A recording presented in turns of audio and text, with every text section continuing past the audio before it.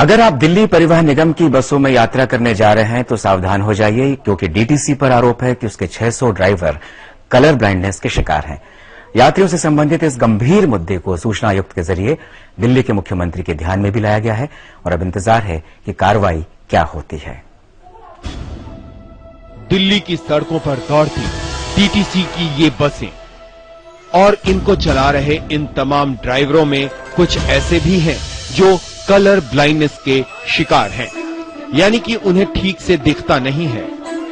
फर्जी medical certificate के आधार पर ऐसे लोग नौकरी तो पा गए, लेकिन ये लोग सफर कर यात्रियों की जान जोखिम में डालने की वजह बन सकते हैं।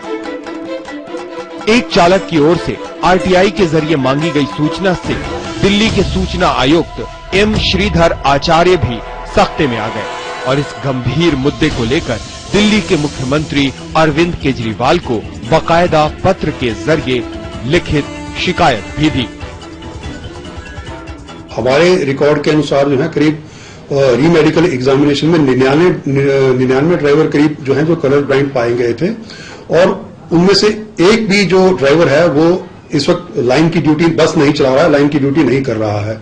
तो ये कहना कि डीटीसी पैसेंजर्स की जान के साथ जोखिम डाल रही है, ऐसी कोई बात नहीं है।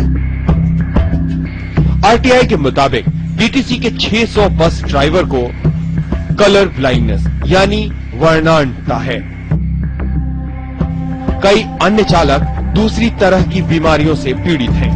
अगर ये आंशिक रूप से भी सही है तो दिल्ली के यात्रियों के जीवन के अधिकार पर गंभीर खतरा पैदा हो सकता है।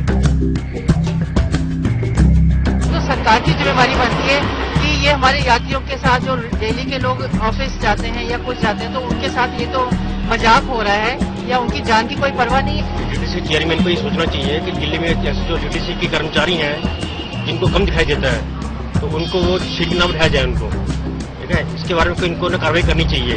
अनसुरक्षित है कोई, अब जो बुजुर्ग हैं उनको दिखता ही नहीं, कुछ ऐसे हैं जो अनट्रेंड ही भर्ती कर दी है, इसकी वजह से अधिकतर दुर्घटना होती है और कभी कोई ध्यान ही नहीं करते कि सवारी चढ़ी या नहीं चढ़ी, बस अपना रोकर सुन।